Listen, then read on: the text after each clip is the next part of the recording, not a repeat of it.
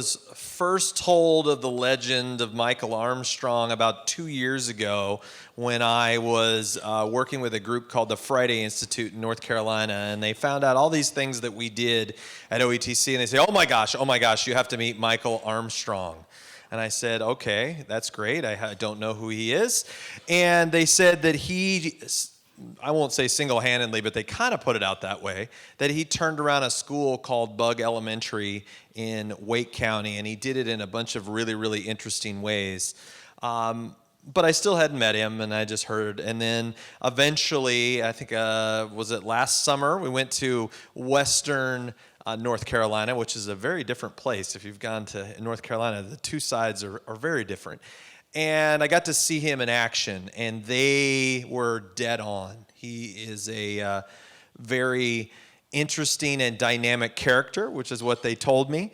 And I was just really impressed about how he told such interesting stories and built just a real role in how to transition change. So I am really, really excited for you to meet the character that is Michael Armstrong. And if you could give him a welcome, I'd really appreciate it.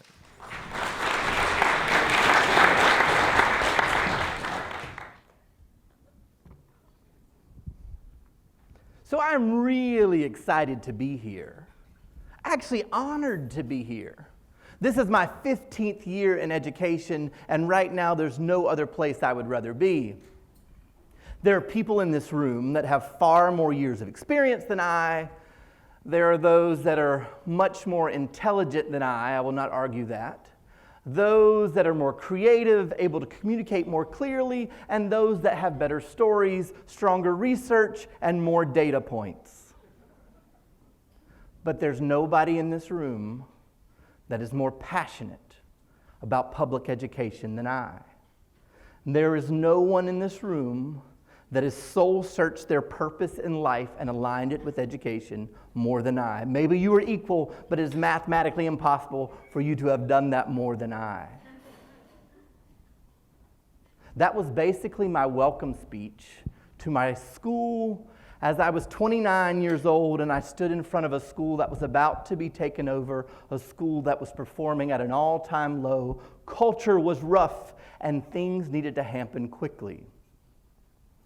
It really was a transitional moment for me to realize the power of transitions. And it has started my obsession and my research about principal transitions. So I want you to think for just a second, how many principal transitions have you been a part of? I myself have only been a part of 3. One, I was a teacher, and I experienced the uncomfortableness of one person walking out and another coming in. Both great people. But what used to be on the left was now on the right. What used to be called number 2 is now number 1. Up is down and down is up. And it took a long time for us just to figure out how to work with the new person. The second, which I explained a little bit, when I walked into a school and I was trying to embrace what was already there and take it to the next level. And the third, when I left my school and a bit of heartbreak over things that I had poured my heart and soul into, and there was no sustainability to them. Those are 2 crucial transitions as principal that I have been a part of. So I want you to kind of mathematically calculate principal transitions that have impacted you, either as a teacher, as a principal, if you're a superintendent that has people, whatever, but principal transitions that you have been a part of. Place no value on good or bad, but how many. So if you've ever been influenced by a principal transition, I would like for you to raise your hand nice and tall. Keep it high. Kind of look around, especially if you're at the front. Keep it high.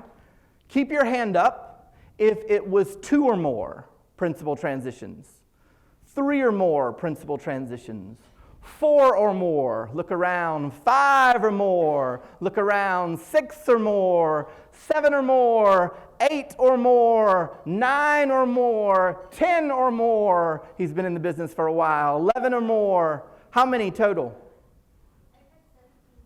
17 principles. Now think if we added all of those numbers up, the large number that we would have. And people don't talk about this. We spend millions of dollars training great leaders. We spend thousands of hours rolling out a new program, a new initiative, technology, curriculum, integration, collaboration, and we spend maybe moments talking about transition of the leadership. When I took my sabbatical to learn more, and sabbatical for me is a fancy word of I quit my job and decided I needed to learn more. But when I took that time off, and I was saying to a professor, there's nothing about transition. He gave me this list of books, and he says, yes, there is. There's all this research. And I look at the books, and in the first chapter, one paragraph, they all say something that sounds like this. If you're going into a school and you know the former principal and they were good and they were nice and you have time, talk to them and believe half of what they say. Now transition in and make it your own. That is the synopsis of really what leadership in school is looking like. Now here are my only two hard facts. The average principal in a low-performing or needy school is only there for 3 years. The average amount of time that it takes to create sustainable organizational cultural change is 5 years. So you've got people going into schools that need change with a 5-year plan, leaving in 3, and then somebody coming in taking on a new 5-year plan, and we're wondering, why is nothing sustaining? Why are we seeing these inclines and dips? Because we're losing them in transition. So I'm wondering if this room is actually similar to the way my staff responded when I introduced myself. We'll see. When I say go, not before and not after, I need everyone to move forward to any empty seat. If you're on the back row, you must find an empty seat. Everyone must shift forward and go. You are a part of a research project about transitions. Yeah, I'm going right here to the...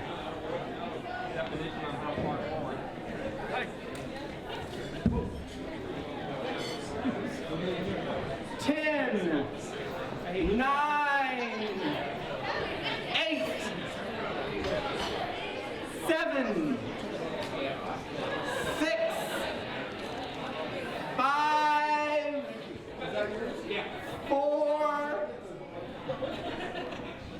3, 2, find a seat wherever it is, 1, and 0.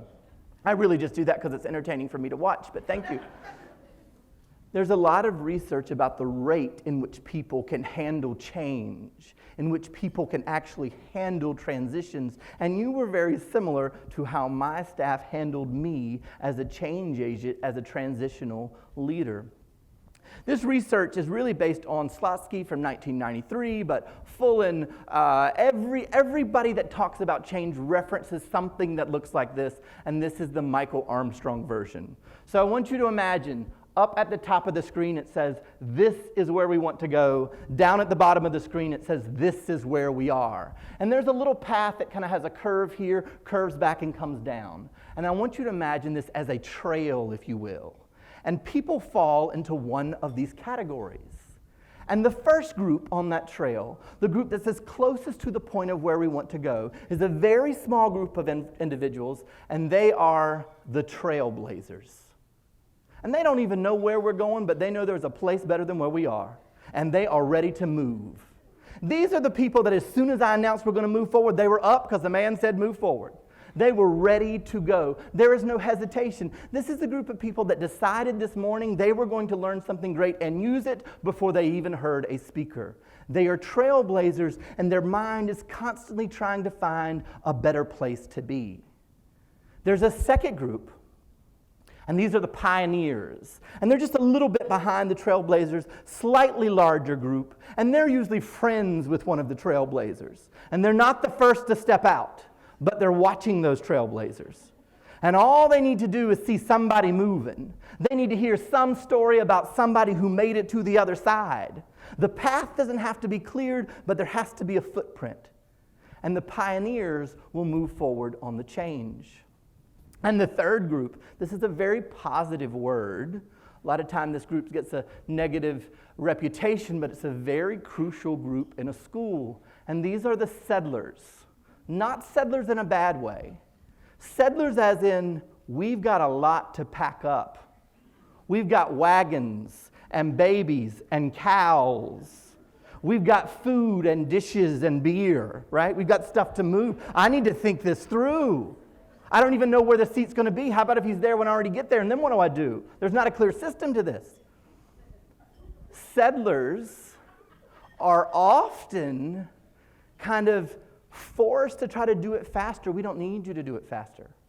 We actually need you to kind of lean into who you are and keep asking the questions that you are. Because here's the thing a settler will ask. They'll say, hey, is that path wide enough for the wagon? Because we got to bring all this stuff. Hey, is it smoothed out? Because have you ever tried to change a wagon wheel? I mean, this is going to be rough.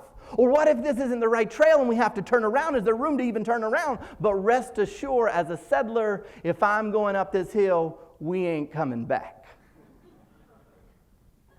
So we often change and don't allow people to be that in a school. And my goodness, we need them. We need people that take time to change, and then when we change, don't let us slide back. But we try to convince people, no, that's not a good way. And then the next group, which we worry ourselves to death about this group, they are the nomads. They're not even in a group. They are just individuals out on their own. Now here's the thing about a nomad. A nomad has a good heart. And a nomad wants to do what is right, and they're just not sure there's a good idea yet. And they're experimenting, they're trying their own things. And they look maybe they're being disobedient, but they're actually just trying to find a different way. In schools, we try to rid ourselves of nomads. I say, stop doing that. They're the only people experimenting with cool things that will all follow later.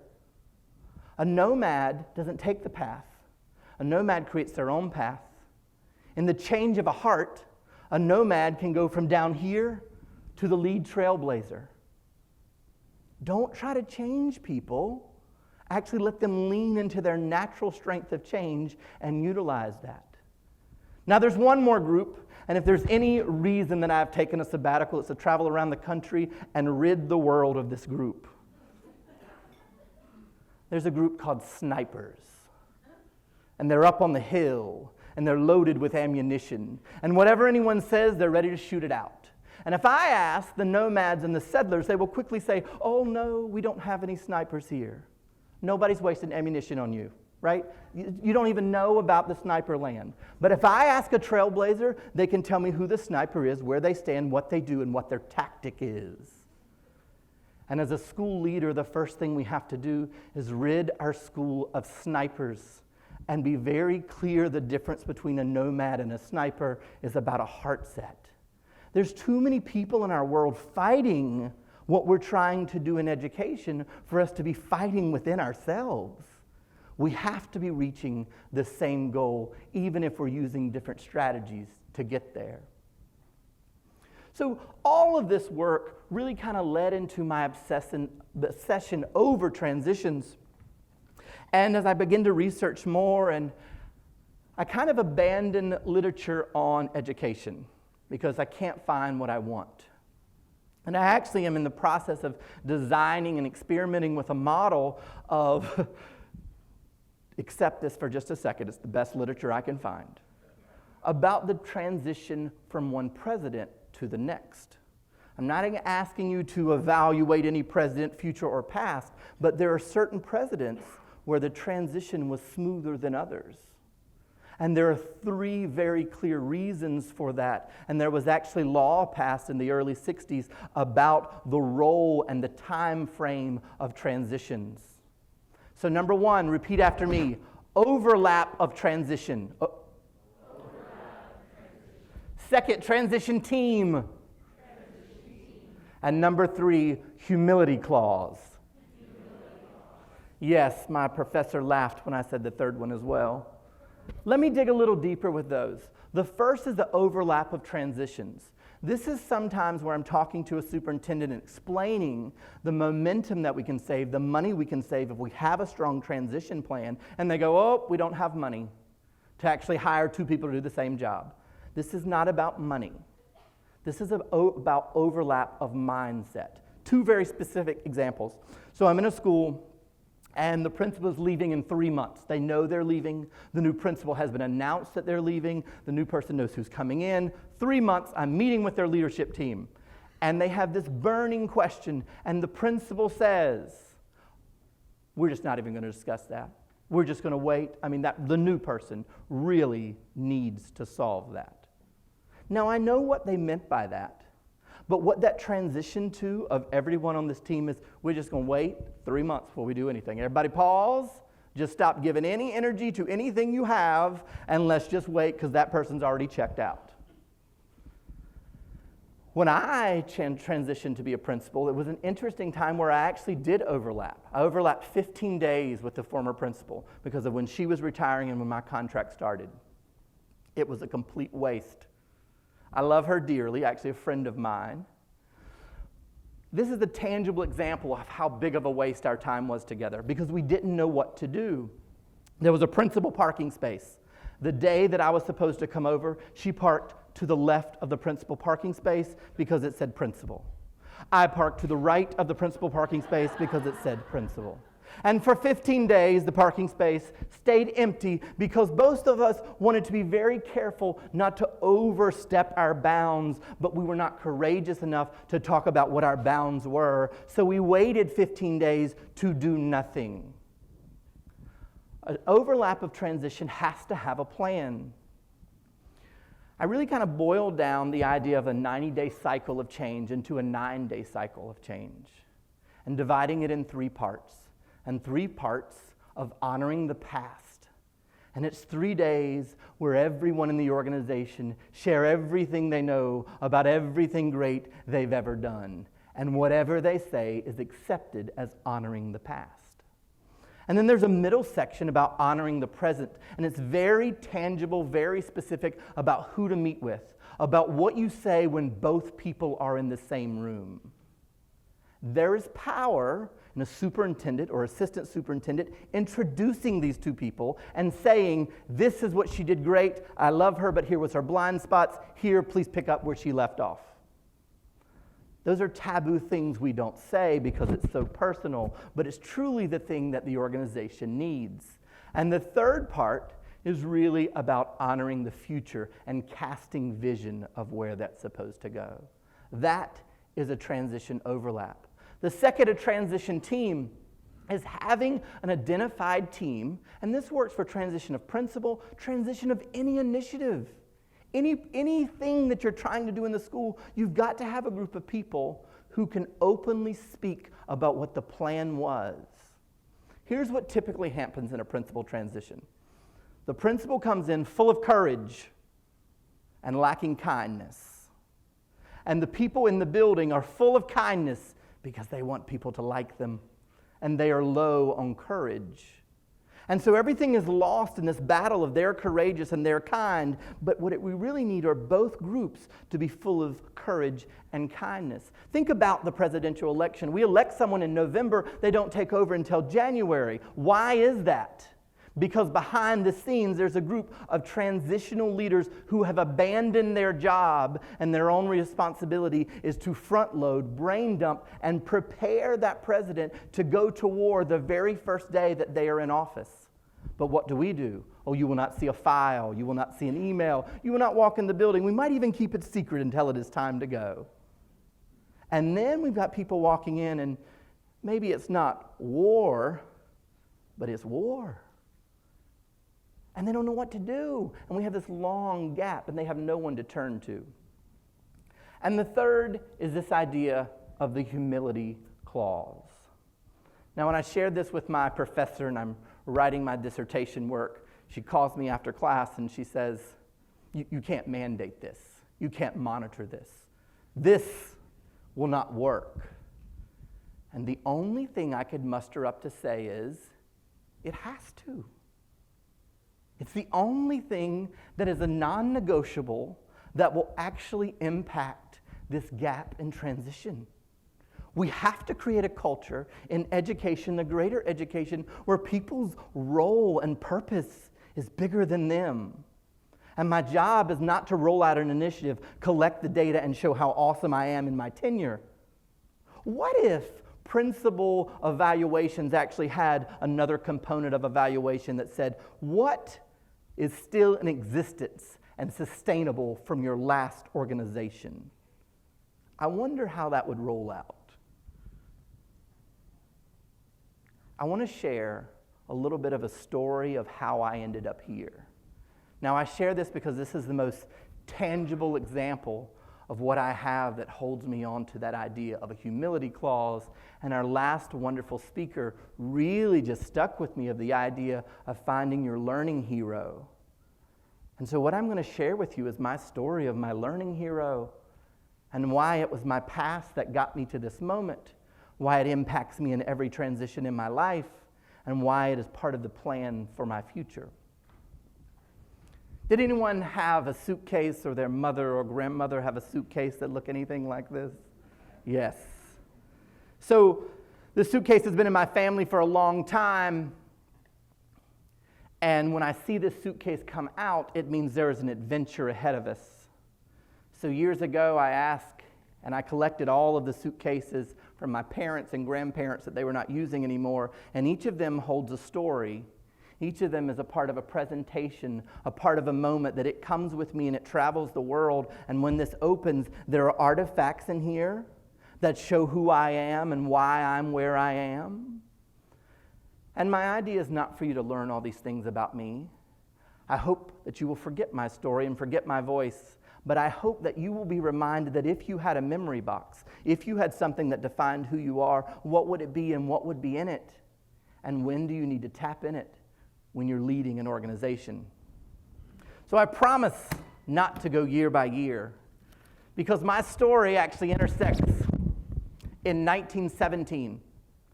This is a black and white picture of a young lady from my hometown. I grew up in a very small farming community, about 500 students in the county. In 1917, there are still about 500 students in the county, not the same 500. This lady, no blood relationship to me. Her family was more well off than mine, and in the early 20s sent her off to college by horse and buggy to Meredith College, where she became a teacher and traveled back and became the 7th and 8th grade literacy department in my county for 34 years. If you wanted to get through school, you had to have her twice. I would say the least, she made an impact. She was never a teacher of mine. She owned a little bit of land, and my parents were farmers, and they rented this land from her, and we would drive up, and I would be on the tractor as they're going out into the fields, and she would be on the front porch, and she would say, "Let him stay with me." And I would run up to the porch, and I would sit with her as my parents worked in the fields. I guess you could say my first relationship with her was really that of a babysitter. But it's one of those very rare relationships that grow and change as you do. And she transitioned from a babysitter to a tutor, to a mentor, to I want to call you grandma, to a dear, dear friend. Now, I love my family. I love my family dearly. I have a lot of family. I have 71 first and second cousins in that hometown. I'm first generation college student. My parents talked about education. People talked about education. But the truth is, we didn't know anybody that had been. We didn't know where one was, and we didn't know what you do when you get there, and we didn't know how to get there. But when I was at Miss Fisher's house, the language was different. She said things to me like, "What university will you attend? What will you study when you get in college?" There was a pillar that had Wake Forest University where all the men in her family had gone to school, and every time I passed it, I wondered, where is that and what does it look like? There was something in the culture of that house. So as a first-generation college student and the influence of her, there was really no doubt when I went off to college to be a teacher. And one of the proudest moments in my life as I'm graduating college, Miss Fisher travels with my parents the 8 hours across the state to see me walk across the stage. And there's a moment after the graduation where we're sitting at dinner, and my mother is on my right, and Miss Fisher is on my left. And my mother whispers to me, "Do you think I could do it? I've always wanted to be a teacher." I've always wanted to do that. But I got married, I had children. Life just had a different path. Do you think that I could do it? My mother enrolled at community college, and she transferred to a university. My mother has a master's degree in education and is a strong, strong educator in my hometown. And I share this because it was this moment of who leads who impacts who influences who. And the truth is, we all do. The greatest things I have learned has been from people that I was supposed to be teaching. And how do we make that part of our story? So I got an awesome teaching job in Wake County, and as a first-year teacher, I kept a journal of all the things that I loved, and looking back, lots of things that I didn't. I had the very, very cool opportunity to go and work at an awesome school after that, and then come back 10 years later and turn to page 24 in my journal, where it said, if you were principal of this school, this is what you would do. And I was sitting at the desk of the principal of that school. And for the next year, I led my school as a first-year teacher. And the crazier the idea, that's what I wanted to do. When it said, oh my goodness, I'm sick of staff meetings, stop staff meetings, I sent out an email, no more staff meetings the rest of the year. They are inappropriate. That's what my journal says. Things that influence you. During that time, I would call Miss Fisher and I would say things like, I've got too much homework to grade. I don't know how to deal with this. She was not one for many words. She would say, then stop giving so much. Goodbye. I would say, I don't know whether to take this job or that one. Take one. Goodbye. That was really how her advice was rolled out. It was make a decision and go forth. I married my college sweetheart, and she's pregnant. She was pregnant with our first child, and we go back to Miss Fisher's house. She's blind at the time, but only a few people knew it. She's in her early 90s and living the same house she was born in, so she knew where everything was. 5:30 was still breakfast, even though she's in her 90s and had nothing to do all day. We had to be up at 5:30 for breakfast. And I say to her, we're getting ready to have our first child. And if it wasn't for you, I would have never experienced life outside of this town. I would have never gone to college. I would have never met my wife. Life would not look like this for me. We want to show honor to you, and we want to name our son Fisher after you. She had lost all sense of humility at that point, and she said, yes, that makes perfect sense. So I have a beautiful 7-year-old son that you can only imagine the number of times someone says their son's name. And every time I do, I'm reminded of someone who chose to impact me. My parents loved me, but they had to a little bit. My grandparents loved me to death, but it was part of their responsibility. This is someone who chose to, and through many transitions in life, stuck with that. A couple years ago, I got a call from Miss Fisher's only daughter, really her only blood relative, and she said, Michael, it's time to come home. And I met her. I met Miss Phyllis in the lobby of the nursing home where Miss Fisher had been put a few months before, and we came up with a shift of who would stay in the final days. And I took the first shift. What I didn't know is the first shift was the last shift. And so I had an amazing opportunity to sit in the dark of the night, the quietest I've ever been in my life, the most talkative I've ever been in my life, and thank her for every story, thank her for every moment, every way she had influenced me. Later that week, as we're making plans for her memorial service, her daughter says to me, Michael, Mama would have wanted you to deliver her eulogy. Well, that is the greatest, scariest honor I've ever been given in my life. I have no idea what a eulogy is supposed to look like or sound like. So I did it the only way I know how. I wrote it as a lesson plan. It is clearly laid out, and here is the learning objective that she wanted to teach me. Here is how she taught it, and here is the evidence that I learned it. And it is one lesson plan after another of the impact that this wonderful person had on my life. And I'm standing up kind of receiving line. And as you can imagine, someone who had taught that number of years in our town, there were a few people there.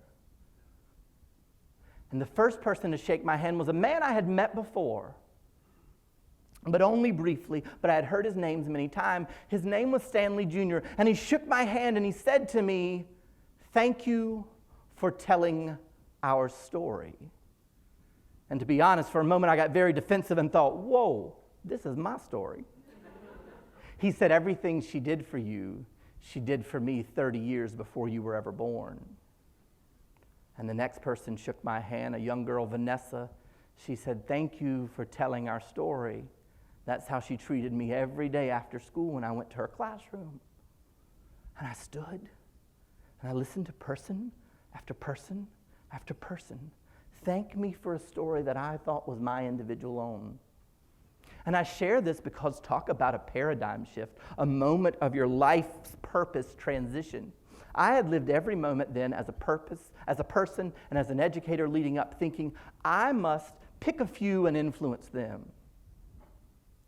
In that moment, I realized the power of believing that you could influence everyone you ever interacted with. I share this to remind you of your own story. So when you talk about change, when you talk about greatness, to me it boils down to three parts, whatever the initiative. And the first we talked about, kind of the trailblazers, the pioneers, know people. Everybody say that, know people. And I don't mean know their names, I mean know how they think, how they work, so that you can craft a plan around that. The second is have a concrete plan. We begin so many things only with step 1 written down, and we go, yeah, we'll write down step 5 when we get to step 2. No, that is not a strategy.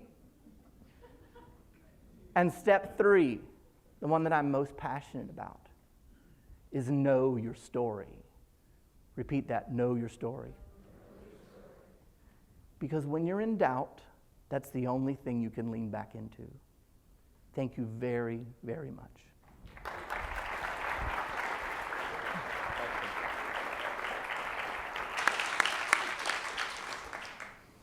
I told you. No. Any questions? Looking around here. I know a little bit about the backstory, so I'm going to give you some time to think about a question. I'm going to ask him a question. Give us 1 or 2 strategies of how you dealt with snipers in your school.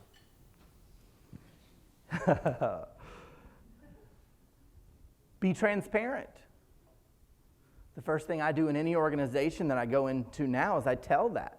And I define what trailblazers are, what nomads are, what snipers are. And I create that language. And I say to the organization, my job is to step on your toes and make you do something different. And if your toes hurt, then I was talking to you. Stop doing it. And if your toes don't hurt, give a little grace, I wasn't talking to you. And having the power of having that kind of transparency in an organization. I once worked with an awesome teacher. She and I actually went to our second school together. We thought this was our dream school. She was a sniper, and I didn't know it, a dearest friend of mine. And I didn't have the courage to tell her until about February when I heard a presenter, and I went back and I went to her classroom. I said, "You've got to leave. I love you, but you have got to leave. You're bringing me and everybody else down. We came here because we wanted this, and you're fighting it all the way."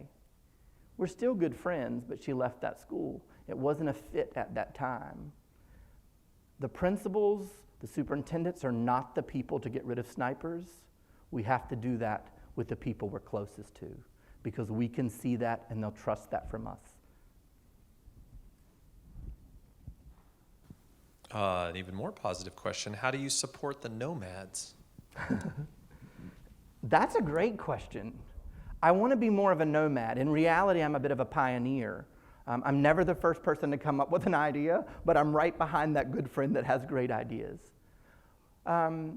It's about a culture. I sometimes think people struggle with the difference between a nomad and a sniper. And so the culture is, oh, you're not on the same page, you're bad. Where some of the things we have to do is, oh my gosh, you're not on the same page, figure it out and tell us about it. One of the very most tangible, concrete strategies that I have is a group of awesome educators I worked with. We put together a process called Stealing Awesomeness. And it was a quarterly PLC where what we did is we walked through the building and we found somebody that was doing something cooler than anybody knew was going on. And then our job was to try to adopt and adapt it to fit in our world.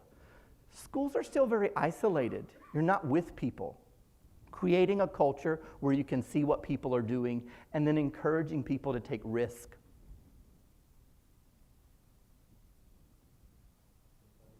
Anybody else have any questions? Can I end on this last thing? Of Can I ask course. my Can own I last look question? in your I have my last box? own question. So my last own question, and this will just take 30 seconds. I'd like for you to turn to someone, and we kind of had this conversation a second ago with our first presenter, but tell them the name of someone that has influenced you. Maybe it's not to that level of your whole life calling, but there is someone. And I want to really pick at this. If there's not, there's a little bit of an issue because we haven't reflected or we're not connected to that level. One time I had this great idea that we were going to ask all the kids in the school who were their number one allies, and they actually wrote down, this teacher is my number one ally, and you would have fifth graders that would write down their kindergarten teacher assistant and all these things, and everybody had an ally, and we're sharing this and celebrating. And this one lady comes up to me and she says, I mean, what am I supposed to do right now? Nobody wrote me down as their ally. You need to leave. That's what you need to do. What would happen if in the organizations that you run and you lead, if we asked the students who are their allies, would people list your name? Because my job is to really continue that story of Miss Fisher and be kind of the middle part, not the beginning or not the end. So just turn for a second as I kind of pack up my stuff of who has influenced you to be where you are. Thank you guys very, very much.